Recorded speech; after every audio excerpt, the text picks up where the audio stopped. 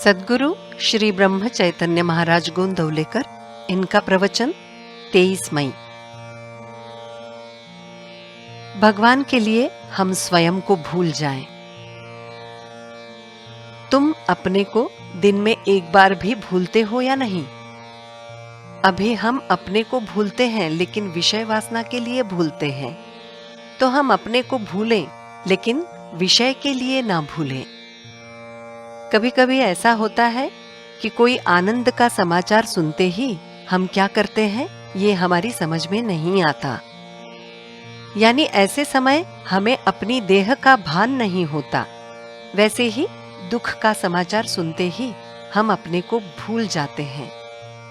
तात्पर्य ये है कि जब हम विषय वासना के अधीन होते हैं, तब अपनी देह को भूलकर विषय भोगते हैं।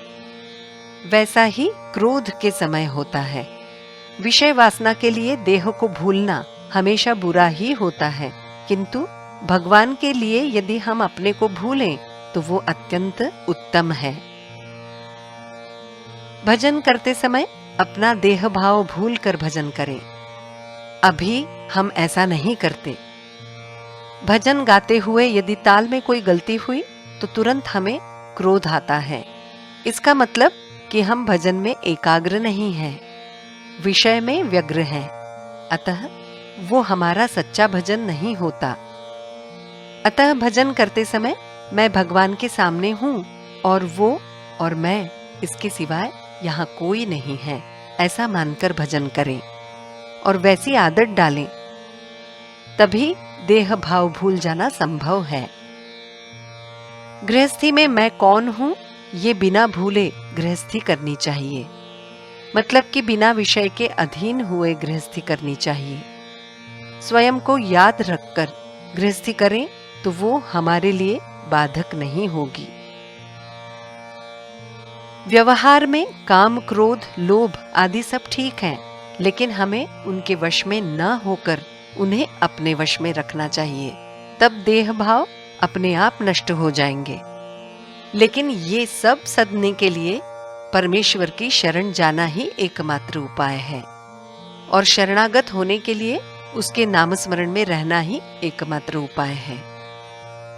कुछ लोग 12 और 12, 24 वर्ष साधना करते रहते हैं और कहते हैं कोई सफलता नहीं मिली। ऐसा सोचकर साधना छोड़ देते हैं। ऐसे लोगों में कोई पुरुषार्थ नहीं होता या गुरु में नहीं होता। असली बात तो ये है कि हम स्वयं ही इसके लिए उत्तरदायी होते हैं। ये हम निश्चित समझें। संन्यास लेना हो तो क्या पत्नी को साथ में रखकर संन्यास लिया जा सकता है? वैसे ही हम विषय वासना लेकर गुरु के पास जाएं तो क्या गुरु से हमारी सच्ची भेंट होगी?